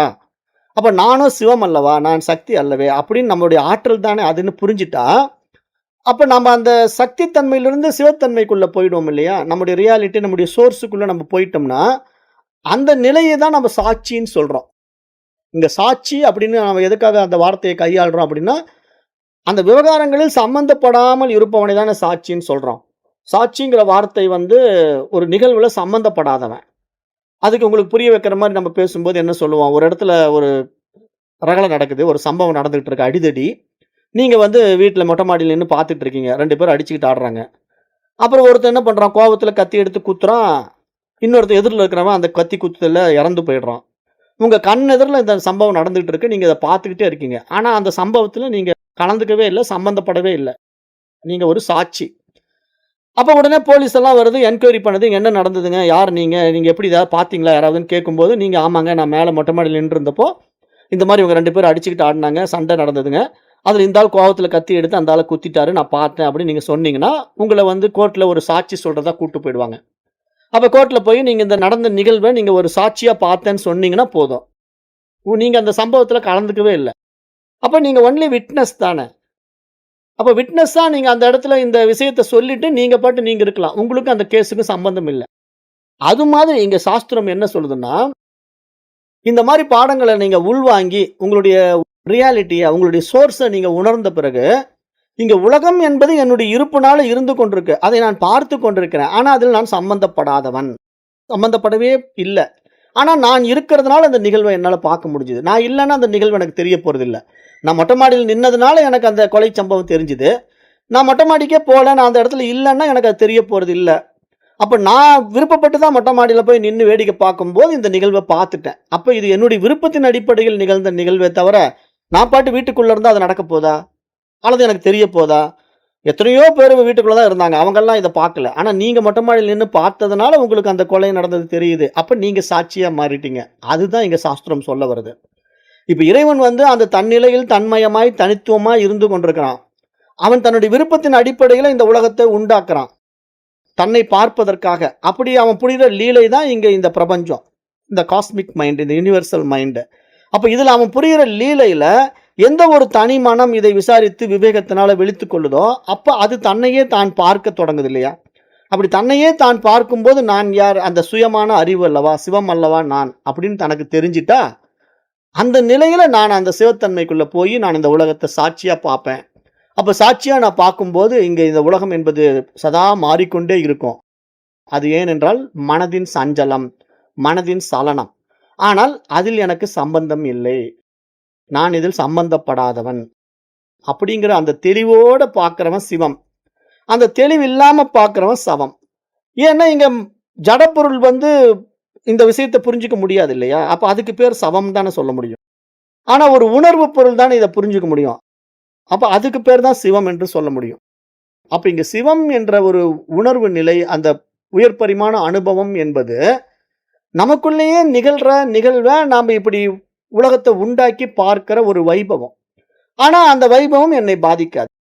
அந்த வெள்ளை திரையினால எனக்கு எந்த பாதிப்பும் இல்லை. வெள்ளை திரை தண்ணில் தானா இருக்கு. அதுலதான் எல்லாமே ஓடும், படம் ஓடும். அங்க சண்டை காட்சிகள் வரும், குண்டு வெடிக்கிறது வரும், கும்பாபிஷேகம் வரும், அதுல நீர்வீழ்ச்சி வரும். ஆனா எதுலையுமே அந்த திரை பாதிக்காது. ஏன்னா அந்த திரையின் மீது தான் அத்தனையும் ஓடிக்கிட்டு இருக்கு. ஆனா அந்த திரை அதை பற்றி கவலையே படாது. அப்ப நீங்க அந்த திரையை ஜடப்பொருளா இருக்கிறதுனால அது கவலைப்படாம இருக்குங்க, நான் உயிர் பொருளா இருக்கிறதுனால நான் எப்படிங்க கவலைப்படாம இருக்க முடியும் அப்படிங்கிற ஒரு கேள்வி நீங்க எழுப்பினால் கூட, அது உங்களுடைய அஜ்ஞானத்தினால தானே நீங்க நான் என் மீது ஏற்றி வைக்கப்பட்டிருக்கிறது நினைக்கிறதுனால தானே நீங்க கவலைப்பட வேண்டியிருக்கு. நீங்க அறிவுனால பாருங்க. அறிவுனால பார்த்தீங்கன்னா அப்படி ஒரு சம்பவம் இல்லவே இல்லை இல்லையா? இப்ப அந்த திரைப்படத்துல ஓடுகின்ற குண்டு வெடிப்பாகட்டும், கும்பாபிஷேகம் ஆகட்டும், உண்மையில் அந்த சம்பவம் இருக்கா? அது ஒரு படம், அவ்வளவுதானே. உண்மையிலேயே அங்க கோயில் இருக்கா, கும்பாபிஷேகம் நடக்குதா? இல்ல, அது ஒரு திரைப்படம். உண்மையிலேயே அங்க தீவிரவாதி வரானா, குண்டு வெடிக்குதா? இல்ல, அது ஒரு திரைப்படம். உண்மையிலேயே அங்க நீர்வீழ்ச்சி இருக்கா? இல்ல, அது ஒரு திரைப்படம். அது உங்களுக்கு எப்படி புரியுது? அது ஒரு திரைப்படம் தான், அது வெள்ளை திரையில் ஓடுகின்ற திரைப்படம் தான் என்று உங்களால் புரிந்து கொள்ள முடிந்தா, அதுல வர்ற சீன் உங்களை பாதிக்காது. அந்த சீன்னால அந்த திரையும் பாதிக்காது. அது மாதிரி இங்க நான் பார்ப்பானாக இருக்கிறேன். நான் தான் இந்த உலகத்தை பார்க்கிறேன். ஆனா பார்க்கின்ற பார்வையில தெரிகின்ற விஷயங்கள் எல்லாம் எனக்கு வேறாக இருப்பது போல தெரிந்தாலும் நான் இருப்பதினால் இவைகள் இருந்து கொண்டிருக்கின்றன. ஆனால் இவைகள் உண்மையில் இல்லை. ஏனென்றால் என்னுடைய இருப்பினால் தான் இவைகள் எல்லாம் இருந்து கொண்டிருக்கின்றன. உங்களுக்கு புரிஞ்சிட்டா பாதிக்கப்பட மாட்டீங்க. இதுதான் மைண்டினுடைய அப்டேட்டட். அதாவது மனம் அந்த உயர் பரிமாண அறிவு நிலைக்கு எட்டியதற்கான அடையாளம் என்று நம்ம சொல்றோம். அந்த தன்மையை நீங்க அடையறதுக்கு தான் இங்க இவ்வளவு விஷயங்கள் நம்ம செஞ்சுக்கிட்டு இருக்கிறோம். ஒவ்வொரு பயிற்சி செய்யறது, முயற்சி செய்யறது, அது எல்லாமே. ஆனா அது ஒரு வெளிப்பயிற்சியினாலேயோ புறப்பயிற்சியினாலேயோ அடையத்தக்கது கிடையாது. ஏனென்றால் அது நம்முடைய அகப்பயிற்சியினால, மனதை மேம்படுத்துவதனால நாம் அதை அனுபவமாக்க முடியும் என்று சாஸ்திரம் அறிவுறுத்துவதை பார்க்கிறோம். அப்ப இங்க மனம் என்பது ஒவ்வொரு நிமிடமும் மாறிக்கொண்டே இருப்பது. அதாவது ஒரு பச்சோந்தி மாதிரி. ஒரு பச்சோந்தி எப்படி தன்னுடைய நிறத்தை மாற்றிக்கொண்டே இருக்கும். திடீர்னு பார்த்தீங்கன்னா ஒரு பச்சை கலரா இருக்கும். அப்புறம் கொஞ்ச நேரத்துல பார்த்தா சிவந்த நிறமா மாறும்.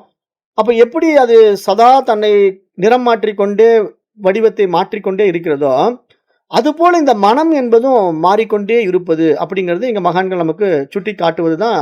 நிறைய நூல்களை நம்ம படிக்கிறோம். பகவத்கீதையும் இது அருமையா சொல்லும். பகவத்கீதையிலும் இந்த பாடல்லாம் இருக்கு. இந்த 6வது அத்தியாயத்துல 26வது ஸ்லோகம் அதை தான் சொல்லும். அப்ப இங்க தினசரி சில பயிற்சிகள், சில முயற்சிகள் எல்லாம் இந்த மனசு செஞ்சுக்கிட்டு இருக்கு அப்படின்னா, அது மனதிற்கான இயல்பு. அந்த மனம் அப்படித்தான் இருக்கும். ஆனால் அந்த மனம் நான் அல்ல என்று நாம் அறியும் போதுதான் நம்ம தூய அறிவு நிலையாகிய நம்முடைய சுயத்துக்கு, நம்முடைய சொரூபத்துக்கு நம்ம முன்னேற முடியும்.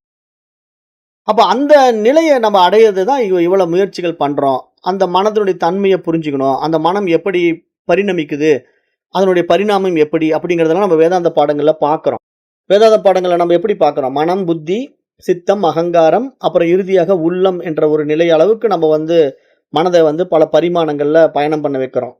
அப்ப அந்த பரிமாணங்கள்ல அகங்காரம் கடந்த அந்த உணர்வு நிலை, அந்த உள்ளம் என்ற ஒரு நிலைக்கு அந்த அந்தக்கரணம் உயர்ந்தால் மட்டும்தான் ஒரு மனிதன் தன்னை அந்த தூய அறிவாய், அந்த சுயம் பிரகாச ஒளியாய் உணர முடியும் அப்படிங்கிறது இங்க சாஸ்திரம் ரொம்ப ஆழமா நமக்கு சுட்டி காட்டிக்கிட்டே வருவது தான் நம்ம இந்த பாடத்துல பார்த்துக்கிட்டு இருக்கோம். அப்ப பொதுவா மனதினுடைய செயல்பாடு அப்படின்னு பார்த்தீங்கன்னா, இந்த புலன் உணர்வு, சிந்தனை, விருப்பு, வெறுப்பு ஆகிய எல்லாவற்றிலுமே இந்த மனம் வந்து சதா ஈடுபட்டு கொண்டே இருக்கும். இந்த மனதினிடத்துல எப்பவும் பார்த்தீங்கன்னா, ஆசை இருக்கும். அது வந்து மனதினுடைய இயல்பு. அதாவது ஒண்ண பார்க்கும், அத விரும்பும். அப்புறம் அத அனுபவமாக்கும்போது அதுல சுகம், துக்கம் 2ம் அடையும். இது எல்லாமே மனதிற்கான போக்கு, மனதிற்கான இயல்பு. ஆனா இந்த மனதினுடைய இந்த இயல்ப, இந்த பரிணாமத்த நம்ம சரியா உள்ள வாங்கிட்டோம் அப்படின்னா, இப்ப நம்ம மனதை எப்படி கையாளணும் அப்படிங்கிறதுக்கு 10 வழிமுறைகள் சொல்லிக் குடுத்தோம். மனதுல வந்து எப்படி நான் 10 வழிமுறைகள் உங்களுக்கு கடந்த பாடங்கள்ல சொல்லியிருக்கிறேன் அப்படின்னு ஒன்ஸ் அகைன் படிச்சு பாருங்க. புரியும். அப்ப அதுல ஒவ்வொரு பரிமாணம், மனோலயம்னா என்ன? ஒருமுகப்பாடுனா என்ன? மனதை எப்படி ஒருமுகப்படுத்துவது? மனதை எப்படி வந்து லயம் அடைய வைப்பது? மனமற்ற நிலைங்கிறது என்ன? அப்படிங்கிறதெல்லாம் உங்களுக்கு அப்படியே கொஞ்சம் கொஞ்சமா மனதினுடைய அந்த அக அம்சங்கள் புரிய வரவே, உங்களுக்கு மனமானது உயர் பரிமாண அறிவு நிலைக்கு தானாகவே உயர்ந்து வருவதை நீங்க அனுபவத்துல பார்க்க முடியும். அப்ப மனம் பல்வேறு திறன்களையும் மையமாக வைத்துக் கொண்டிருப்பதனால, அது இந்த பௌதீக உடலை சார்ந்து இந்த மனமானது சூட்சமமா கண்ணுக்கு தெரியாம இருக்கிற மனசு என்ன பண்ணுதுன்னா, இந்த பருவுடலை எடுத்துக்கொண்டு உடல் மூலமா, புலன்கள் மூலமா இந்த பௌதீக உடல்கள் தானே நமக்கு 5 புலன்கள் இருக்கு. 5 புலன்கள் மூலமா சில அனுபவங்கள பெறுது. அப்புறம் அந்த அனுபவங்கள் மனம் இருப்பதினால தான் அந்த அனுபவங்களும் நமக்கு அனுபவம் ஆகுது. அப்ப அதுல நமக்கு இந்த உடல் உறுப்புல முக்கியமான ஒரு பகுதி மூளை இருக்கு. மூளைங்கிற ஒரு ஹார்ட்வேர் இருக்கு இல்லையா நம்மகிட்ட. ஏன்னா இந்த உடல் வந்து மூளைய மையமாக கொண்டு தான் இயங்கிட்டு இருக்கு. இப்ப அந்த மூளைகள்ல இருந்தா கட்டளைகள் எல்லாம் பிறப்பிக்கப்படுது. இந்த மனித உடல் வந்து எப்படி இயங்குது அப்படின்னு சயின்ஸ கேட்டீங்கன்னா, அது மூளைன்னு சொல்லும். ஆனா அந்த மூளை இயங்குவதற்கான சூட்சமமான விஷயம் மனசுங்கிறத நம்ம சாஸ்திரம் சொல்லும். 2 விஷயம் இவ்வளவுதான். அந்த ஹார்ட்வேர் வந்து வெளிப்படைத்தன்மையில தெரியும்.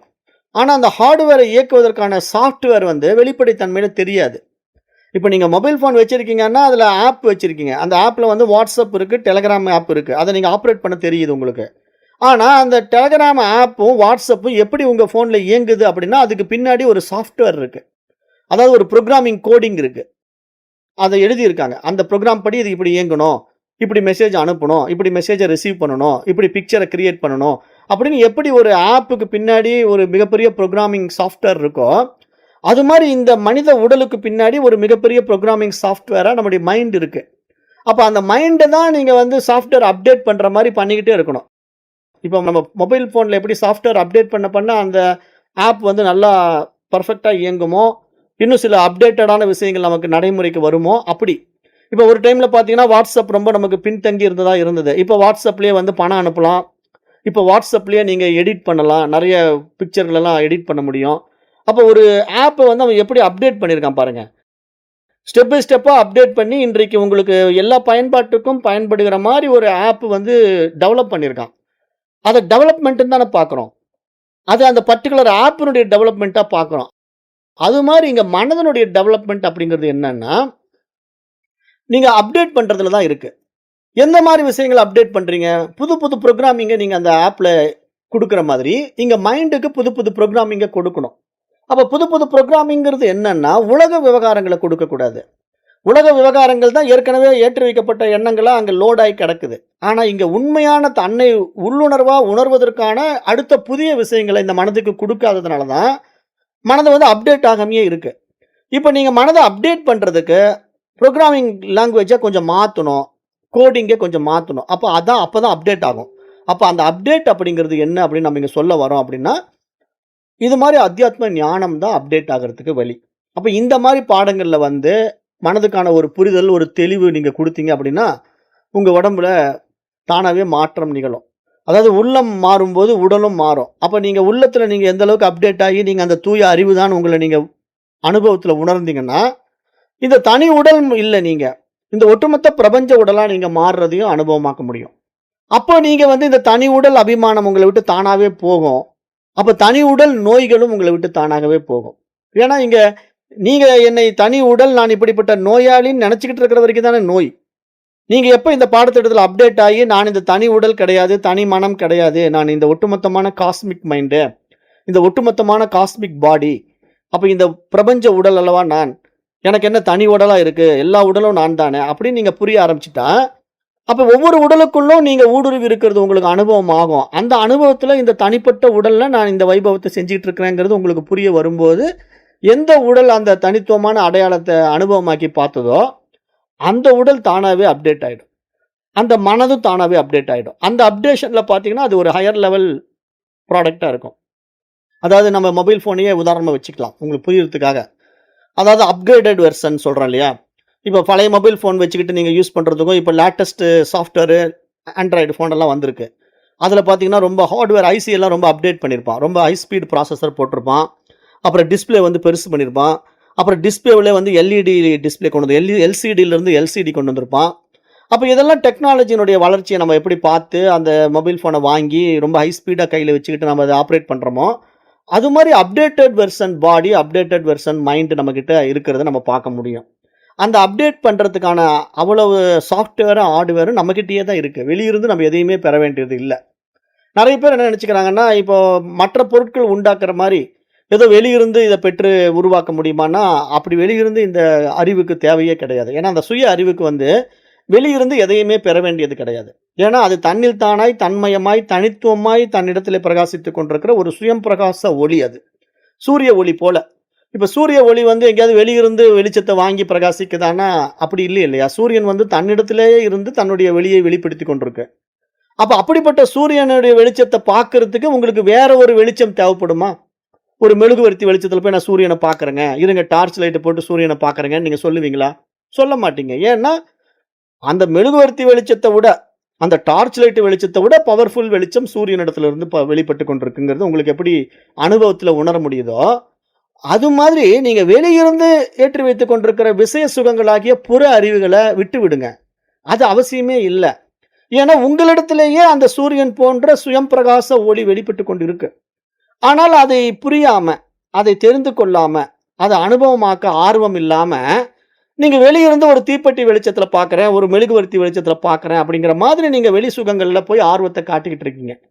அப்ப வெளி சுகத்தில போய் நீங்க இதுதான் அறிவுன்னு நெனைக்கிறீங்க. இத நான் தெரிஞ்சுக்கிட்டா எனக்கு அறிவு வந்துரும். அத தெரிஞ்சுக்கிட்டா எனக்கு அறிவு வந்துரும் அப்படின்னு நெனைக்கிறீங்க.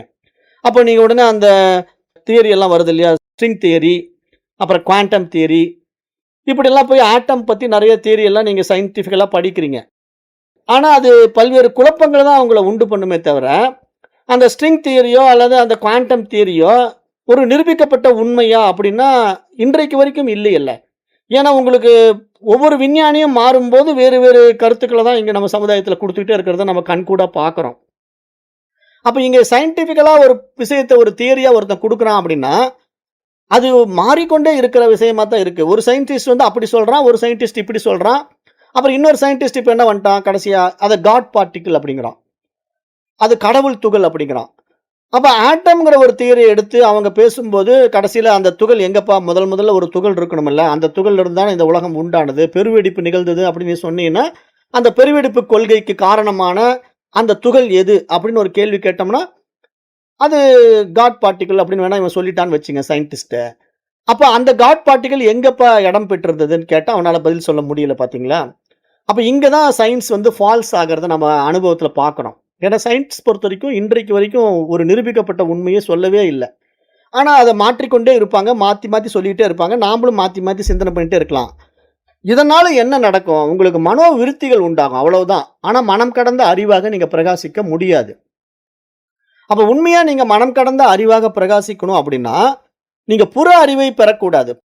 புற அறிவுன்னா, இப்போ ஒரு வெளி வெளிச்சத்த பார்த்து சூரியன பார்க்குற மாரி. நான் ஒரு டார்ச் லைட்ட போட்டு சூரியன பார்க்குறேங்க.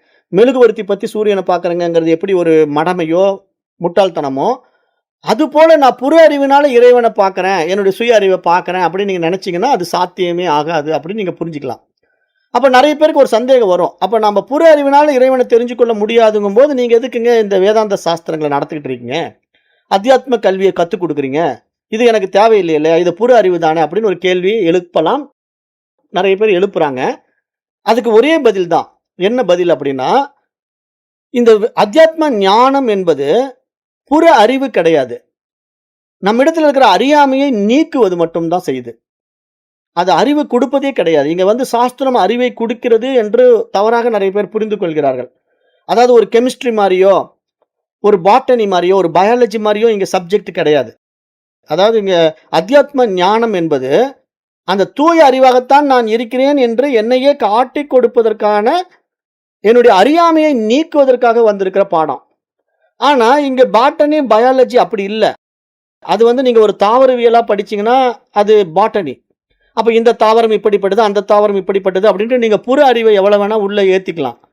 அதே மாதிரி பயாலஜிக்குள்ள போனீங்கன்னா, நீங்க ஜுவாலஜி ஒரு சப்ஜெக்ட் எடுத்துக்கிட்டீங்கன்னா, உடற்கூறுகளை பற்றி நீங்க நிறைய ஆராய்ந்து பார்க்கலாம். மனித உடல் இப்படி இருக்கு, மனித உடல்ல இத்தனை எலும்பு இருக்கு, இத்தனை குடல் இருக்கு. அந்த நாய் உடம்புல, மிருக உடல்ல இத்தனை எலும்பு இருக்கு, இத்தனை குடல் இருக்குன்னு நீங்க ஆராய்ந்து பார்க்கலாம். பட் இதெல்லாம் உங்களுக்கு புற அறிவாக மாறும். ஒரு மருத்துவ அறிவா வேணா மாறலாம். ஆனா இதனால நீங்க அந்த ஒரு குறிப்பிட்ட ஜீவராசிக்கு மருத்துவம் பண்ண முடியுமே தவிர, வேற என்ன பண்ண முடியும் அந்த புற அறிவை வச்சுக்கிட்டு? ஒண்ணுமே பண்ண முடியாது. ஆனா இங்க சாஸ்திரம், அத்தியாத்ம ஞானம் என்பது நம்மையே நமக்கு காட்டிக் கொடுக்கிற ஒரு விஷயமா இருக்கிறதுனால, இத நம்ம புற அறிவா எடுத்துக்க கூடாது. நெறைய பேர் இத புற அறிவா எடுத்துக்கிட்டு என்ன நினைக்கிறாங்க அப்படின்னா, இத நான் தெரிஞ்சு என்னங்க பண்ண போறேன்? இந்த அத்தியாத்ம ஞானத்த நான் கத்து என்னங்க பண்ண போறேன்? எனக்கு ஏற்கனவே மண்டையில ஏகப்பட்ட விஷயம் லோட் ஆகி கிடக்குது. இதுல இத வேற நான் உள்ள திணிச்சுக்கணுமா? அப்படின்னு நினைக்கிறாங்க. அது மிகப்பெரிய தவறான ஒரு கான்செப்ட். அதுக்கு காரணம் என்னன்னா, அவங்களுக்கு புரியலன்னு நாங்க சொல்றோம். இங்க நீங்க எப்ப இந்த அத்தியாத்ம ஞானத்த, இந்த வேதாந்த சாஸ்திரத்த உள்ள வாங்குறீங்களோ, அப்ப நீங்க எதையுமே புதுசா உள்ள எடுத்துக்கல. உங்களிடத்துல இருக்கிற அறியாமைகள பூரா நீக்கிட்டீங்க. நீங்க தவறா புரிஞ்சு விட்ட விஷயத்த பூரா நீங்க நீக்கிட்டீங்கன்னா, நீங்க அந்த அறிவா இருக்க போறீங்க. நீங்க பிராணன்னா இப்படி இருக்கும், ஆத்மான்னா அப்படி இருக்கும்னு தவறா புரிஞ்சு வச்சிருந்திருக்கீங்க. நாம அத மாத்தி சொல்றோம். நீ நினைக்கிற மாரி இப்படி ஆத்மா கிடையாதுப்பா. நீ நினைக்கிற மாரி இப்படி பிராணன் கிடையாதுப்பா. நீ நினைக்கிற மாரி மனித உடல் இப்படி தனி உடல் கிடையாதுப்பா அப்படின்னு மாத்தி உங்கள திருத்தி குடுக்குறோம். அப்ப அத திருத்தி குடுக்குற விஷயத்த நீங்க மனதளவுல அப்டேட் ஆனாதான், நீங்க advanced hardware and software loaded mobile ஃபோனா மாற முடியும். அப்ப அட்வான்ஸ்டு சாஃப்ட்வேர் அண்ட் ஹார்ட்வேர் இருக்கிற மொபைல் ஃபோன் எப்படி ஆண்ட்ராய்டு ஃபோன்லயே ரொம்ப லேட்டஸ்ட் டெக்னாலஜில அப்படி தொட்டா இயங்குது, பார்த்தா மாறுது, அப்படியே மடிச்சுக்கலாம். அப்படி என்ன வேணா செய்யற அளவுக்கு இப்ப டெக்னாலஜி எல்லாம் வந்திருக்கு மொபைல் ஃபோன்ல. அது மாதிரி இந்த பிரபஞ்சமே உங்களுக்கு நீங்க என்ன சொன்னாலும் கேட்கிற மாரி மாறிடும். ஏன்னா நீங்க தான் அது, அதுதான் நீங்க. அப்ப இந்த அளவுக்கு நீங்க அத பக்குவம் அடையணும்னா, மனதளவுல எவ்வளவு பக்குவம் ஆகணும்? அத படிப்படியா உங்கள கொண்டு போறது தான் இந்த பாடத்திட்டத்தினுடைய நோக்கம். ஆகவே நம்ம இன்றைக்கு நேரம் கருதி இந்த வகுப்பை நம்ம இத்தோடு நிறைவு செய்வோம். இன்னும் நம்ம இதை பற்றி நிறைய விரிவாக பேசப் போகிறோம். அது அடுத்த வகுப்புல பார்க்கலாம். நன்றி. ஓம் தத்சத்.